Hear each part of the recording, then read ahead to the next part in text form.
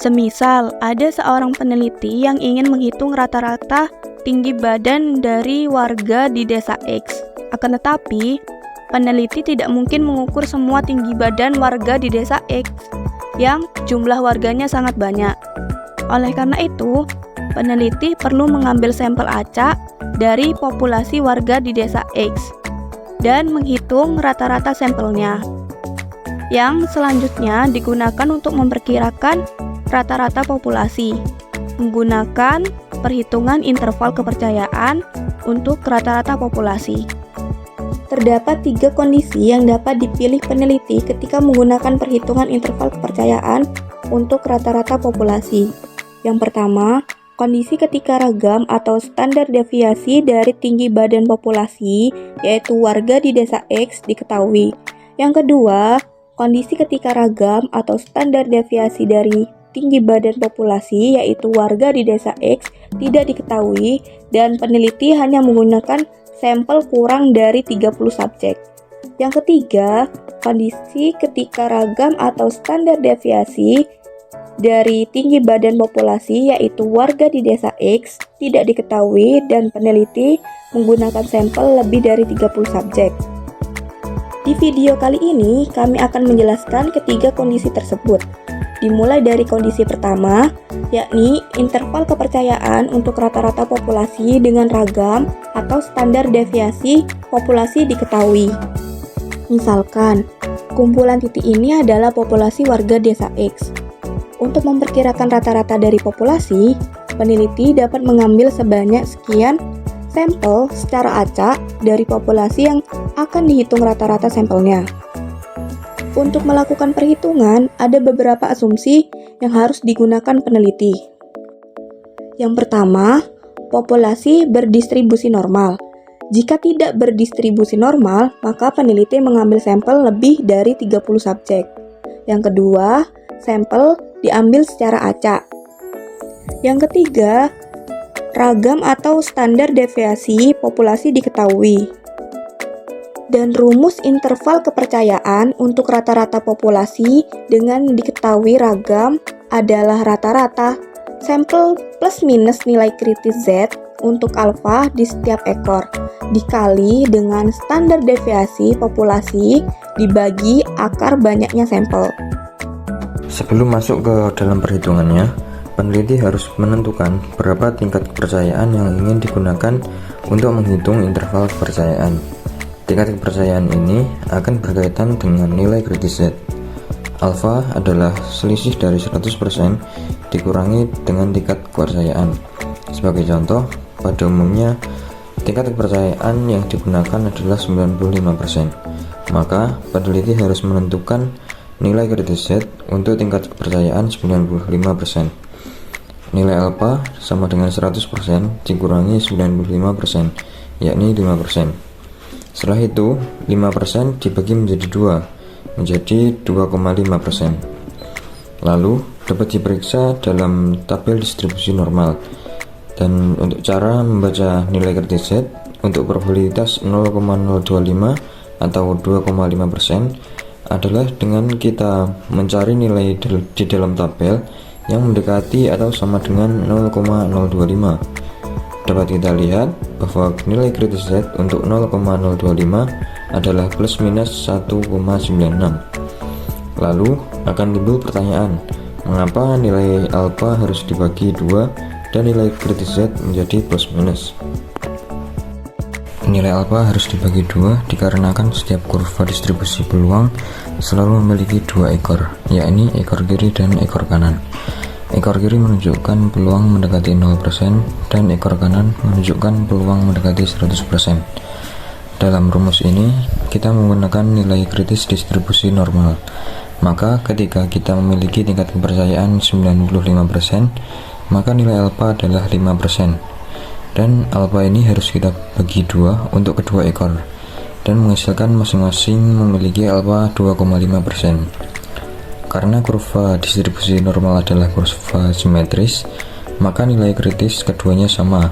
Namun, ekor kiri bertanda negatif dan ekor kanan bertanda positif. Pada umumnya, Angka yang populer dan sering digunakan adalah 95% dan 99%. Tapi kita bisa lihat untuk tingkat kepercayaan lainnya, semakin rendah tingkat kepercayaannya, maka nilai kritis Z akan semakin menyempit atau mengecil. Sedangkan semakin tinggi tingkat kepercayaannya, maka nilai kritis Z akan semakin melebar atau membesar. Maka dari itu, kasus penelitian rata-rata tinggi badan warga desa X dapat kita misalkan sebagai berikut. Peneliti menemukan rata-rata tinggi badan dari 25 warga desa X adalah 160 cm, dan dari penelitian sebelumnya ditemukan bahwa standar deviasi dari tinggi badan warga desa X adalah 10 cm. Peneliti ingin menghitung interval kepercayaan untuk rata-rata populasi dengan tingkat kepercayaan 99%. Maka dapat dihitung sebagai berikut.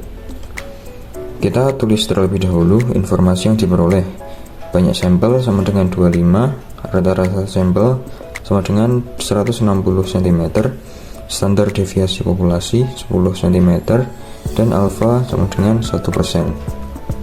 Yang selanjutnya kita akan masukkan ke dalam rumus interval kepercayaan untuk rata-rata populasi, dan selanjutnya kita dapatkan nilai kritis Z untuk 0,5% adalah 2,58 dari tabel distribusi normal. Ditemukan hasil perhitungan di atas adalah 160 plus minus 5,16. Selanjutnya kita ubah bentuk hasil tersebut menjadi bentuk interval. Menjadi rata-rata populasi lebih dari sama dengan 154,84 dan kurang dari sama dengan 165,16.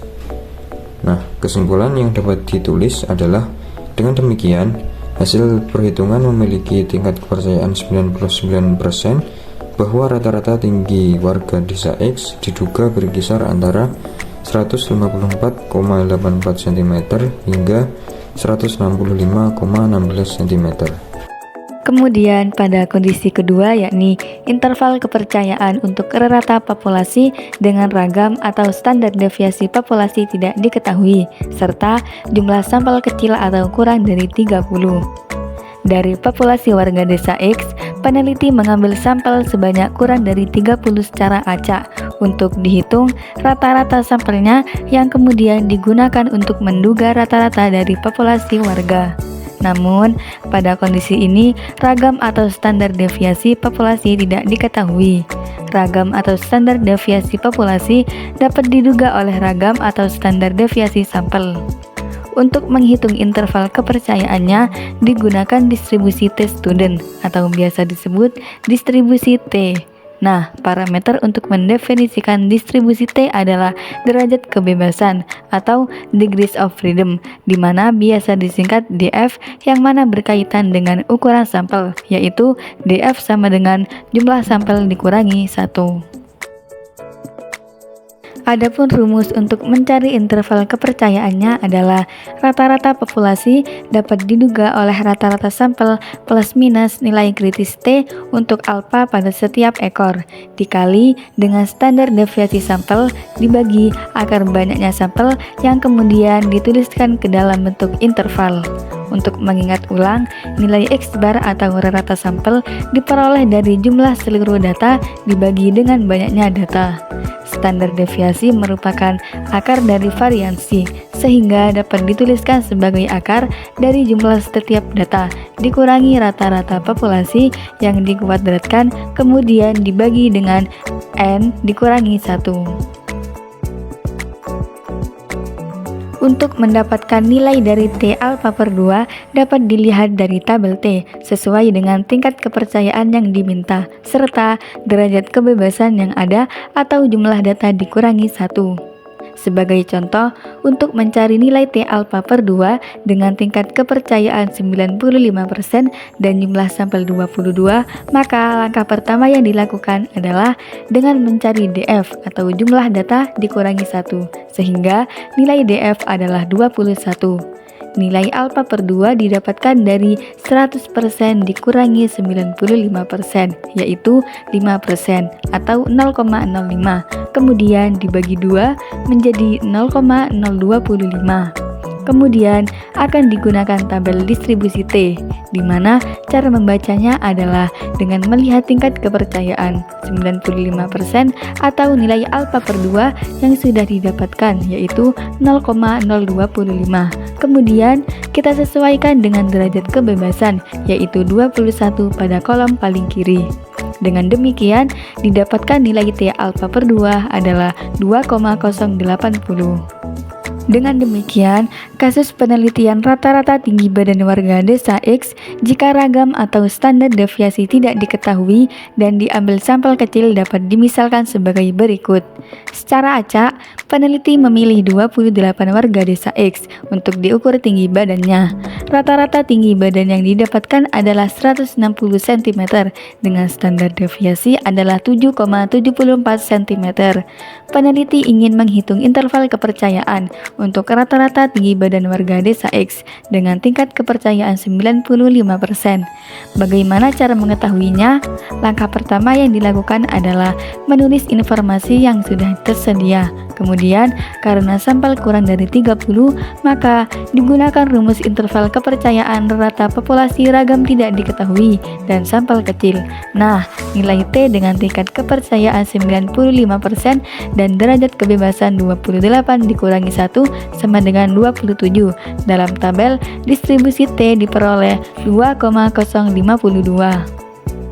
Dari perhitungan yang ada, rata-rata populasi dapat diduga oleh 160 plus minus 3. Selanjutnya, diubah menjadi bentuk interval sehingga rata populasi lebih dari 157 dan kurang dari 163. Dengan demikian, dapat disimpulkan bahwa dengan tingkat kepercayaan 95%, rata-rata tinggi warga desa X diduga berkisar antara 157 cm hingga 163 cm. Menuju pada kondisi terakhir, di mana interval kepercayaan untuk rata populasi dengan ragam atau standar deviasi tidak diketahui, namun jumlah sampel yang diambil besar, yaitu lebih dari atau sama dengan 30. Dari populasi warga desa X, peneliti mengambil sampel sebanyak lebih dari atau sama dengan 30 secara acak untuk dihitung rata-rata sampelnya yang kemudian digunakan untuk menduga rata-rata dari populasi warga. Namun, pada kondisi ini, ragam atau standar deviasi populasi tidak diketahui sehingga diduga oleh ragam sampel. Lalu, apa sebenarnya yang membedakan dengan kondisi kedua? Seperti yang sudah dijelaskan sebelumnya, bahwa dalam menghitung interval kepercayaan untuk rata, di mana ragam tidak diketahui adalah dengan menggunakan distribusi T. Nah, distribusi T juga mempunyai karakteristik, di mana semakin besar derajat kebebasan, maka distribusi T semakin mendekati distribusi normal baku atau Z. Hal ini dibuktikan dengan ilustrasi kurva berikut. Di sini, garis putih mewakilkan kurva distribusi normal baku atau Z, dan garis kuning mewakilkan kurva distribusi T. Dapat kita amati, pada kurva yang berwarna kuning dengan tingkat kepercayaan yang sama, semakin besar nilai derajat kebebasan, di mana nilai derajat kebebasan sama dengan jumlah sampel dikurangi 1, maka kurva T akan semakin mendekati kurva Z. Sehingga, dapat diasumsikan sama ketika kita menggunakan jumlah sampel besar atau lebih dari 30 sampel. Adapun rumus yang digunakan adalah rata-rata populasi dapat diduga oleh rata-rata sampel plus minus nilai kritis Z untuk alfa pada setiap ekor dikali dengan standar deviasi sampel dibagi akar banyaknya sampel yang kemudian dituliskan ke dalam bentuk interval. Jadi, jika pada sampel kecil atau kurang dari 30 menggunakan tabel distribusi T, pada sampel besar atau lebih besar dari sama dengan 30 menggunakan tabel distribusi normal baku atau Z, seperti pada kondisi jika ragam populasi diketahui. Nah, nilai kritis Z yang sering digunakan dalam perhitungan interval kepercayaan sebaiknya dihafalkan ya untuk memudahkan dan mempercepat dalam mengerjakan soal. Dengan demikian, kasus penelitian rata-rata tinggi badan warga desa X jika ragam atau standar deviasi tidak diketahui dan diambil sampel besar dapat dimisalkan sebagai berikut. Secara acak, peneliti memilih 50 warga desa X untuk diukur tinggi badannya. Rata-rata tinggi badan yang didapatkan adalah 158 cm dengan standar deviasi 7,68. Peneliti ingin menghitung interval kepercayaan untuk rata-rata tersebut dengan tingkat kepercayaan 99%. Bagaimana cara mengetahuinya? Seperti pada kondisi sebelumnya, langkah pertama yang dilakukan adalah menulis informasi yang sudah tersedia. Kemudian, karena ragam tidak diketahui dan sampel lebih dari 30, maka digunakan rumus interval kepercayaan rata populasi ragam tidak diketahui dan tabel distribusi Z. Sehingga, dengan tingkat kepercayaan 99%, nilai kritis Z diperoleh 2,58. Dengan demikian, dari perhitungan yang ada, rata-rata populasi dapat diduga oleh 158 plus minus 2,8. Selanjutnya, diubah menjadi bentuk interval sehingga rata populasi terletak lebih dari 155,2 dan kurang dari 160,8. Jadi, dapat disimpulkan bahwa dengan tingkat kepercayaan 99%, rata-rata tinggi warga desa X diduga berkisar antara 155,2 cm hingga 160,8 cm. Baiklah, jadi itu tadi adalah penjelasan mengenai interval kepercayaan untuk rata-rata populasi. Dapat kita lihat bahwa terdapat 3 kondisi yang membedakan rumus perhitungannya, yakni ketika ragam populasi diketahui, selanjutnya ragam populasi tidak diketahui dan sampelnya sedikit, dan yang terakhir, ragam populasi tidak diketahui, sampelnya besar. Berikut, untuk rumus-rumus setiap perhitungannya dapat dihafalkan ya. Lalu jangan lupa juga untuk menghafalkan nilai kritis Z dengan tingkat kepercayaan yang biasa digunakan adalah 90%, 95%, dan 99%. Terima kasih sudah menyaksikan video kami, semoga video kami bermanfaat. Terima kasih dan sampai jumpa.